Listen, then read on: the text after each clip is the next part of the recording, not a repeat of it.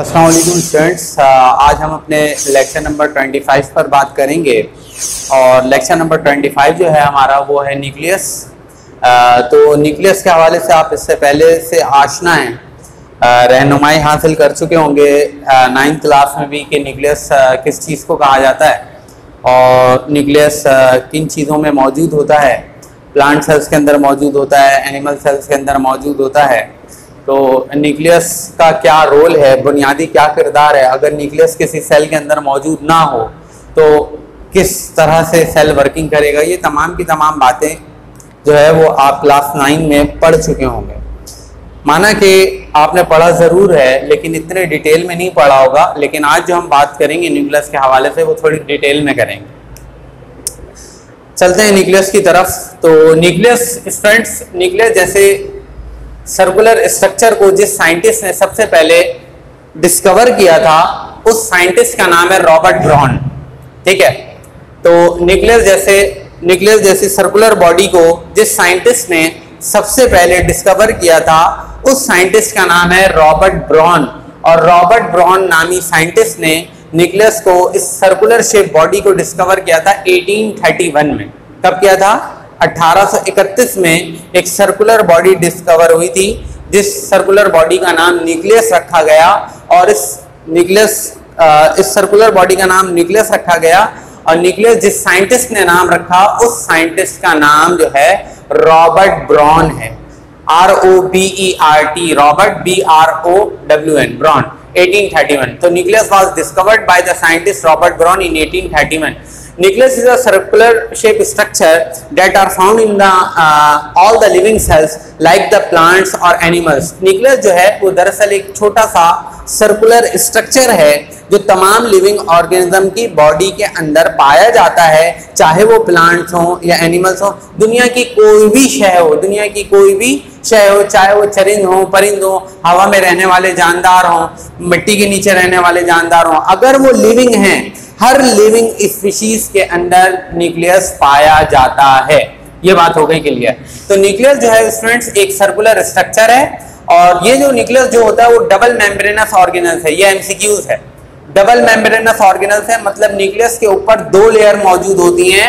एक ऊपर वाली जो लेयर है, देखें आप ये सर्कुलर स्ट्रक्चर को, ये जो ऊपर वाली लेयर है इसे हम आउटर मेम्ब्रेन कहते हैं और नीचे वाली जो लेयर है उसे मैंने जो है ग्रीन मार्कर से मेंशन किया, इसे इनर मेम्ब्रेन कहते हैं। तो outer membrane and inner membrane, both membrane are collectively called bilayer और डबल लेयर मेम्ब्रेन। ठीक है, तो न्यूक्लियस के ऊपर दो लेयर्स होती हैं। ठीक है, ये बाइलेयर या डबल लेयर मेम्ब्रेनस ऑर्गेनल्स है। ठीक है, ऑर्गेनल्स किसे कहा जाता है ये बात भी मैं बिल्कुल चैप्टर नंबर 1 में बता चुका था। हर वो चीज जो हमारी बॉडी के अंदर पाई जाए और उसका स्पेसिफिक कोई फंक्शन हो उस तरह की चीज को ऑर्गेनल्स कहा जाता है। तो न्यूक्लियस का भी हमारी बॉडी के अंदर एक स्पेसिफिक फंक्शन है। तमाम लिविंग ऑर्गेनिज्म की बॉडी के अंदर न्यूक्लियस एक अहम किरदार अदा कर रहा है। तो इस वजह से न्यूक्लियस को एक स्पेसिफिक ऑर्गेनल्स कंसीडर किया जाता है। न्यूक्लियस को जिस साइंटिस्ट ने डिस्कवर किया उसका नाम रॉबर्ट ब्राउन। कब किया? 1831 में किया। न्यूक्लियस डबल मेम्ब्रेनस ऑर्गेनल्स है मतलब दो लेयर रखती है, एक आउटर लेयर होती है और एक इनर लेयर होती है। आउटर लेयर बाहर वाली लेयर, इनर लेयर अंदर वाली लेयर। ठीक है, तो आउटर लेयर यानी कि अगर एक लेयर ये है और एक लेयर ये है तो दो लेयर्स के दरमियान मतलब न्यूक्लियस के ऊपर जो लेयर मौजूद होती है उसे न्यूक्लियर मेम्ब्रेन कहा जाता है। क्या कहा जाता है? Nuclear membrane. मैं इसे ये कह सकता हूं outer membrane and inner membrane both are collectively called nuclear membrane. Nucleus के ऊपर जो चीज पाई जाएगी, लेयर पाई जाएगी, न्यूक्लियर मेम्ब्रेन। सेल के ऊपर जो लेयर पाई जाएगी वो सेल मेम्ब्रेन। तो मैं यहां ऐसे कह देता हूं न्यूक्लियर, मैं शॉर्ट हैंड लिख रहा हूं, N से न्यूक्लियर डॉट M से मेम्ब्रेन। तो आपको पता होना चाहिए सर ने क्या लिखा है, न्यूक्लियर मेम्ब्रेन। ठीक है, तो न्यूक्लियर मेम्ब्रेन के गिर्द, न्यूक्लियर मेम्ब्रेन के सराउंडिंग में छोटे छोटे पोर मौजूद होते हैं। उन छोटे छोटे सुराख को न्यूक्लियर पोर कहा जाता है। न्यूक्लियर पोर क्यों कह रहे हैं इसे? न्यूक्लियर पोर से क्या फायदा होता है? न्यूक्लियर पोर से ये फायदा होता है कि मुख्तलिफ तरह की जो चीजें न्यूक्लियस के अंदर मौजूद होती हैं, ठीक है, वो सेल के साइटोप्लाज्म के अंदर ट्रांसफर होती है। तो न्यूक्लियर पोर की मौजूदगी इस वजह से होना जरूरी है, न्यूक्लियर पोर इस वजह से जरूरी करार दिया जाता है ताकि न्यूक्लियस की तमाम चीजें साइटोप्लाज्म के अंदर ट्रांसफर हो सकें। इस पैसेज के जरिए, ठीक है, इस रास्ते के जरिए, और साइटोप्लाज्म की चीजें जो जरूरी चीजें हैं वो न्यूक्लियस के अंदर ट्रांसफर हो सके किसके जरिए, न्यूक्लियर पोर के जरिए। तो nuclear pore is the passage which transfer the cytoplasmic material into the nucleus, while on the other hand the cellular material या the nuclear material are also transfer into the cytoplasm. Both are interconvertible to each other, ठीक है, मतलब as per the body requirement या as per the requirement of the nucleus, nucleus की जैसी requirement होती है इस तरह से ये काम किया जाता है। अच्छा, न्यूक्लियस के अंदर आपको देख रहे होंगे आप कर्व बॉडी दिखाई दे रही, छोटी छोटी रेड कलर के बॉक्स आपको बने हुए दिखाई दे रहे हैं, ये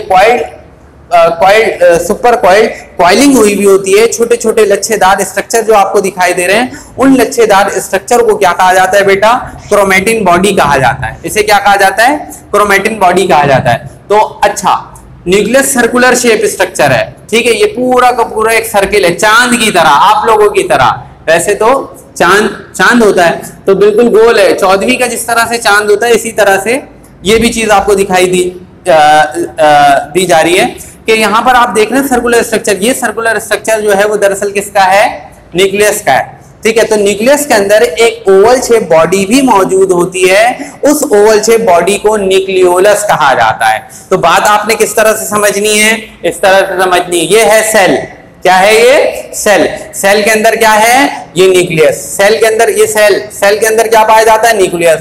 न्यूक्लियस के अंदर भी छोटी सी चीज पाई जाती है, ओवल शेप। जिस तरह से एक मुर्गी का अंडा होता है वो गोल नहीं होता, वो ओवल होता है, पॉलीगोनल होता है, ठीक है। तो उस तरह की शेप की बॉडी क्या कहलाती है, छोटी सी न्यूक्लियोलस। तो मतलब ये क्या है, न्यूक्लियोलस, ये क्या है, न्यूक्लियस, ये क्या है, सेल।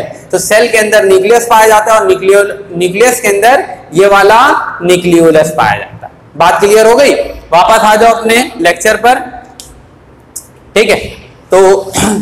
तो न्यूक्लियस जो है वो सर्कुलर शेप स्ट्रक्चर है, इसके अंदर जो छोटी छोटी रेड कलर की आपको बॉडी दिखाई दे रही है उसे क्रोमैटिन बॉडी कहा जाता है, ठीक है। तो न्यूक्लियस के अंदर जो है बेटा फ्लूइड भी पाया जाता है। न्यूक्लियस के अंदर फ्लूइड पाया जाता है, एक लिक्विड भरा हुआ होता है ताकि न्यूक्लियस की तमाम एक्टिविटीज चलते रहे, ताकि न्यूक्लियस जो है वो ड्राई ना हो। तो जो ब्लैक कलर के मैं डॉट स्पॉट डाल रहा हूं वो दरअसल क्या है, न्यूक्लियर फ्लूइड है। न्यूक्लियर फ्लूइड को स्टूडेंट्स क्या कहा जाता है, न्यूक्लियर सेप भी कहा जाता है। इसे मैं न्यूक्लियर सेप भी कह देता हूं, SAP सेप, न्यूक्लियर सेप। फिर इसे क्या कह सकते हैं, न्यूक्लियर फ्लूइड भी कहा जाता है, ठीक है। इसे कैरियोलिम्फ भी कहा जाता है, इसे न्यूक्लियोप्लाज्म भी कहा जाता है, बहुत सारे नाम है, न्यूक्लियर सेप, कैरियोलिम्फ, न्यूक्लियोप्लाज्म, मुख्तलिफ तरह के नाम है। तो आपने तमाम के तमाम नाम याद रखने हैं। अच्छा स्टूडेंट्स, ये बात भी आपने याद रखनी है, 9th क्लास में आप इस तरह की चीजें पढ़कर आए होंगे कि न्यूक्लियस के अंदर दो तरह की चीज और तैयार होती है। मैं यहाँ मिटाकर रब कर बना दे रहा हूँ। न्यूक्लियस के अंदर दो तरह की चीजें और तैयार होती हैं। एक क्या होता है बेटा, एक होता है DNA जिसे डीऑक्सीराइबोन्यूक्लिक एसिड कहा जाता है, और दूसरी चीज क्या होती है बेटा, वो होता है RNA, राइबोन्यूक्लिक एसिड। तो DNA is a hereditary material which transfer the hereditary information from parent to offspring और फ्रॉम जेनरेशन टू जेनरेशन। यानी कि डीएनए एक ऐसा हेरिडिटरी मटेरियल होता है जो वालिदैन से बच्चों में मुंतकिल होता है या नस्ल दर नस्ल मुंतकिल होता है, जबकि आरएनए जो है वो राइबोन्यूक्लिक एसिड कहलाता है। ये प्रोटीन सिंथेसिस, प्रोटीन की फॉर्मेशन में मददगार साबित होता है। तो DNA and RNA both are found in the region of nucleus. DNA और आरएनए दोनों की दोनों चीजें कहां पैदा होती, कहां तैयार होती हैं, न्यूक्लियस के अंदर तैयार होती हैं, ठीक है। तो जब आरएनए न्यूक्लियस के अंदर तैयार हो जाता है तो आहिस्ता आहिस्ता आरएनए जो है ट्रांसफर हो रहा होता है, क्योंकि आरएनए की 3 टाइप्स होती है, messenger RNA, ribosomal RNA, transfer RNA, जबकि डीएनए की कोई टाइप नहीं होती है। तो आरएनए में हमारे पास 3 टाइप्स निकलती है, ribosomal RNA, messenger RNA, transfer RNA. एक एक आरएनए आहिस्ता आहिस्ता करके सेल के साइटोप्लाज्म के अंदर ट्रांसफर हो जाते हैं, क्योंकि न्यूक्लियस कहां पाया जाता है, न्यूक्लियस सेल के अंदर पाया जाता है, ठीक है। ये बात समझ में आ गई होगी आपके।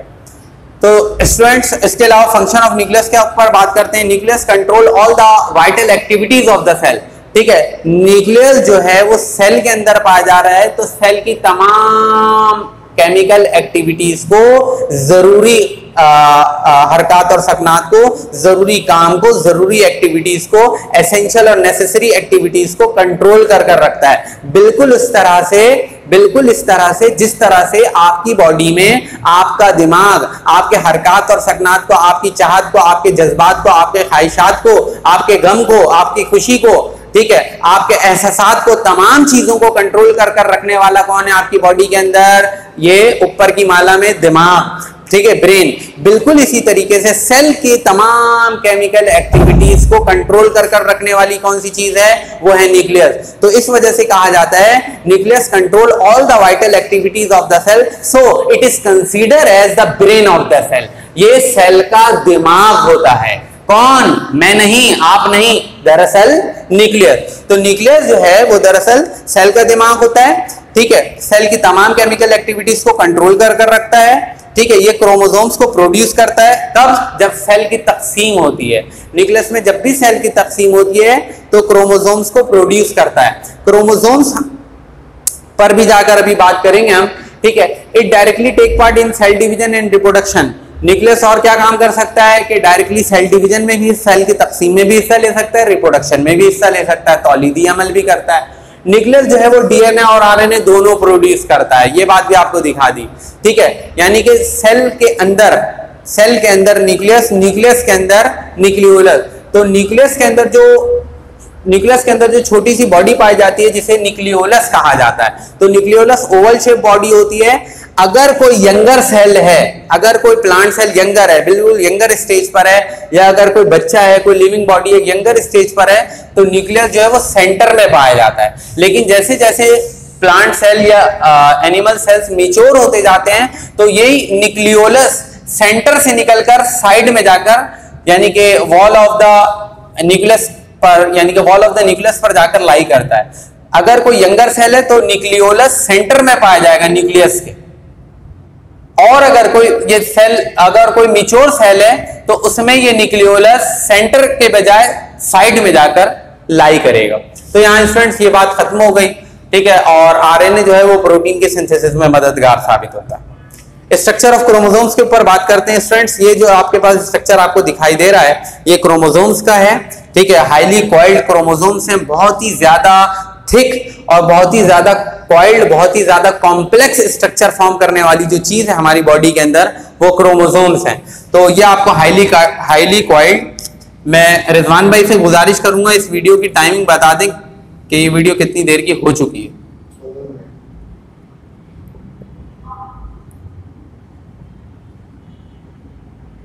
ठीक है, तो ये रेड कलर की जो चीज आपको स्टूडेंट्स दिखाई दे रही है ये सेंट्रोमेयर, TROMER, ठीक है। और इसके अंदर जो डिसलाइक स्ट्रक्चर आपको दिखाई दे रहा है ये कहलाता काइनेटोकोर, KINETO, CHORE, ठीक है, काइनेट। तो ये स्टूडेंट्स हमारे पास ये पूरा का पूरा क्रोमोसोम्स है। ऊपर हाईली कॉइलिंग हुई है क्रोमोसोम्स की, थ्रेड लाइक स्ट्रक्चर की तरह।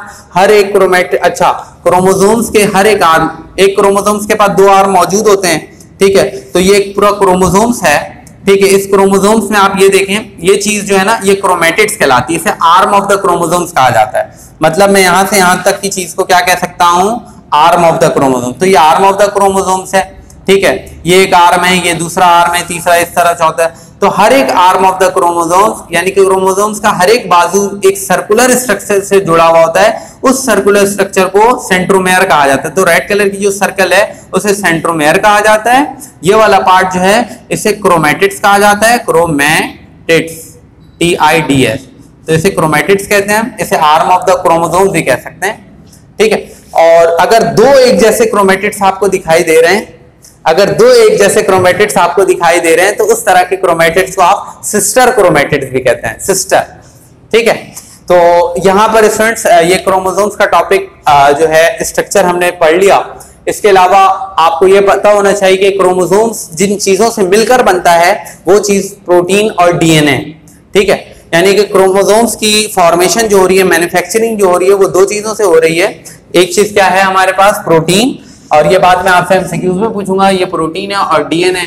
क्रोमोसोम तमाम लिविंग ऑर्गेनिज्म की बॉडी के अंदर हमेशा कांस्टेंट रहते हैं। अगर हम बात करें सर मतीन की, अगर हम बात करें सर रिजवान की, तो इनकी बॉडी के अंदर भी नंबर ऑफ क्रोमोसोम जो है बेटा वो हमेशा कांस्टेंट रहते हैं। सिर्फ बात सर मतीन की नहीं है, सर रिजवान की नहीं है, बात इस दुनिया में तमाम अशरफुल मखलूकात की है, जिसे अल्लाह ताला ने, जिसे रब्बे कायनात ने पैदा किया, और उनकी बॉडी अगर वो शख्स नॉर्मल है तो नंबर ऑफ क्रोमोसोम्स हमेशा कांस्टेंट होंगे। अगर आप अपने आप को देख लें, अगर आपकी बॉडी के अंदर नंबर ऑफ क्रोमोसोम कांस्टेंट है तो आप नॉर्मल है, ठीक है। तो हर वो शख्स जो आपको नॉर्मल दिखाई दे रहा है उसमें नंबर ऑफ क्रोमोसोम्स हमेशा कांस्टेंट होते हैं। और नंबर ऑफ क्रोमोसोम्स कांस्टेंट कितने होते हैं?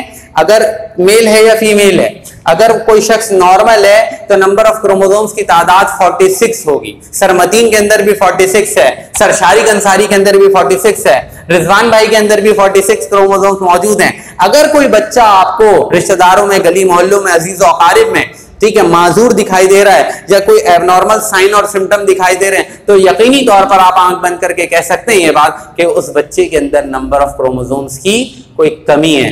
Constant number of chromosome students कितने होते हैं? 46। ह्यूमन के अंदर नंबर ऑफ क्रोमोसोम्स कांस्टेंट 46 होते हैं। पोटैटो के अंदर नंबर ऑफ क्रोमोसोम्स की तादाद 48 होती है कांस्टेंट। चिंपैंजी के अंदर नंबर ऑफ क्रोमोसोम्स की तादाद 48 होती है। ओनियन के अंदर नंबर ऑफ क्रोमोसोम्स की तादाद 16 होती है। गार्डन पी के अंदर नंबर ऑफ क्रोमोसोम्स की तादाद 14 होती है। तो हर स्पीशीज के अंदर, हर लिविंग ऑर्गेनिज्म के अंदर नंबर ऑफ क्रोमोसोम्स, ठीक है, ऑर्गेनिज्म टू ऑर्गेनिज्म वेरी करता है, लेकिन किसी एक स्पेसिफिक स्पीशीज के अंदर कांस्टेंट है। मतलब इंसान के अंदर 46 ही होंगे अगर वो शख्स नॉर्मल है। तो ये बात स्टूडेंट्स हो गई। तो क्रोमोसोम में कभी भी कोई तब्दीली नहीं आती, ठीक है। अगर कोई तब्दीली आ रही है तो उस बच्चे के अंदर, उस जेनरेशन के अंदर भी वक्तन फवक्तन तब्दीली आती रहेगी। अगर आप क्रोमोसोम्स को देखना चाहते हैं, क्रोमोसोम बहुत ही ये कह लें आपके बहुत ही ज्यादा छोटा होता है, आपको माइक्रोस्कोप से वादा नहीं होगा, ठीक है। आपको इसको देखने के लिए क्लियरली अगर आप इसे देखना चाहते हैं, ठीक है, तो आपको इलेक्ट्रॉन माइक्रोस्कोप की जरूरत पड़ेगी। और क्रोमोसोम्स क्लियरली तौर पर, मुकम्मल तौर पर वाजा उस वक्त दिखाई देते हैं जब सेल की डिवीजन होती है। जब सेल आपस में तकसीम होते हैं तो क्रोमोसोम जो है मुकम्मल तौर पर वाजा दिखाई देते हैं। क्रोमोसोम्स जो है वो 2 थ्रेड लाइक स्ट्रक्चर की तरह होते हैं, जिसे क्या कहा जाता है? क्रोमैटिड्स। जो मैंने यहां बात लिखी थी वो दिखा भी दी आपको। Chromosome consists of 2 thread-like structure are called chromatids, and each chromatids are attached to the circular body. The body is called centromere. ठीक है। तो स्टूडेंट्स यहाँ पर हमने स्ट्रक्चर ऑफ क्रोमोसोम्स के हवाले से बात मुकम्मल कर ली। अब हम चलते हैं टाइप्स ऑफ क्रोमोसोम्स की तरफ। टाइप्स ऑफ क्रोमोसोम्स में हमारे पास है telocentric. Telocentric are those type of chromosomes in which one R is present and another arm is totally absent, ठीक है, and another arm is totally absent, ठीक है। ये वाला, ये क्या हो गया पार्ट? सेंट्रोमेयर। टेलोसेंट्रिक वो क्रोमोसोम्स कहलाते हैं जिसमें एक क्रोमैटिड्स तो मौजूद है, दूसरा क्रोमैटिड्स मौजूद ही नहीं हो, ठीक है। उस तरह के तमाम क्रोमोसोम्स क्या कहलाते हैं? टेलोसेंट्रिक। तो इसे मैं क्या कह दूं? क्रोमैटिड्स कह दूं। तो ये हो गया क्रोमैटिड्स। दूसरा क्रोमैटिड्स मौजूद नहीं है, एक क्रोमैटिड्स और एक सेंट्रोमेयर मौजूद है, रॉड शेप क्रोमोसोम्स हैं, तो टेलोसेंट्रिक। अगर सपोज कर लें स्टूडेंट, आपके पास एक इस तरह से क्रोमैटिड्स मौजूद है, एक छोटा सा क्रोमैटिड मौजूद हो और बीच में सेंट्रोमेयर मौजूद हो, ठीक है, और साथ ही साथ एक क्रोमैटिड लंबा मौजूद हो, मतलब एक साइज के एतबार से बड़ा हो, ठीक है। Acrocentric are those type of chromosomes in which one arm is very long, another arm is very short. Between this arm या between this chromatids a circular structure is present called centromere. So the types of chromosomes is called acrocentric, ठीक है। तो acrocentric वो chromosomes कहलाते हैं जिसका एक बाजू छोटा होता है क्रोमोसोम्स का, दूसरा बाजू लंबा होता है, और उन दोनों बाजू के दरमियान में छोटा सा सर्कुलर स्ट्रक्चर मौजूद होता है जिसे सेंट्रोमेयर कहते हैं। तो इस तरह के क्रोमोसोम्स एक्रोसेंट्रिक कहलाते हैं। सब मेटासेंट्रिक को स्टूडेंट जे शेप या एल शेप क्रोमोसोम्स कहा जाता है। इसे जे शेप भी कहते हैं या फिर एल शेप। वो किस तरह से स्टूडेंट आप देख लें, अक्सर कुछ लोग इस तरह का जे बनाते हैं, ये बीच में हमने सेंट्रोमेयर डाल दिया। अब देखें आप लोग इधर देखिएगा गौर से बोर्ड की तरफ, कुछ लोग इस तरह का जे बनाते हैं ना, तो जे ये है, तो ये जे का डॉट नुक्ता जो है, पॉइंट जो है, फुल स्टॉप जो है, इसे आप सपोज कर लें सेंट्रोमेयर है, ठीक है, और ये वाला एक बाजू ये हो गया और दूसरा बाजू ये हो गया, बन गया जे, बन गया जे। तो ये जे शेप क्रोमोसोम्स हैं। अगर आप एल शेप क्रोमोसोम्स कहना चाह रहे हैं तो फिर एल शेप क्या होगा, ठीक है। एल में होता क्या है, एल में एक साइड बहुत बड़ी होती है, दूसरी साइड से पहले बीच में सेंट्रोमेयर होता है, ओ मार्कर क्यों गिर गया भाई, और एक साइड जो है छोटी हो, ठीक है। तो स्टूडेंट्स वक्त की शदीद किल्लत है, हमारे कैमरामैन कह रहे हैं कि 4 मिनट रह गए, लेक्चर को वाइंड अप करें। तो स्टूडेंट्स ये देखें, ये एल बन गया, ये आपका एल हो गया, ठीक है, और ये क्या हो गया, ये जे हो गया। तो जे शेप और एल शेप इस वजह से कहा जाता है सब मेटासेंट्रिक को, ठीक है। अब मेटासेंट्रिक क्रोमोसोम्स क्या होते हैं, अच्छा इसमें अनइक्वल डिस्ट्रीब्यूशन होती है सब मेटासेंट्रिक में, एक आर्म बहुत छोटा, एक आर्म बहुत बड़ा, एक जे शेप बना रहा है, एक एल शेप बना रहा है। मेटासेंट्रिक वो क्रोमोसोम्स कहलाते हैं जिसमें इक्वल डिस्ट्रीब्यूशन होती है, क्रोमैटिड्स की, क्रोमोसोम्स की इक्वल डिस्ट्रीब्यूशन होती है, ठीक है। ये देखें, ये जो बन गया वी शेप क्रोमोसोम्स, इसको क्या कहा जाता है स्टूडेंट्स, ये वी शेप है, मैं यहां लिख देता हूं।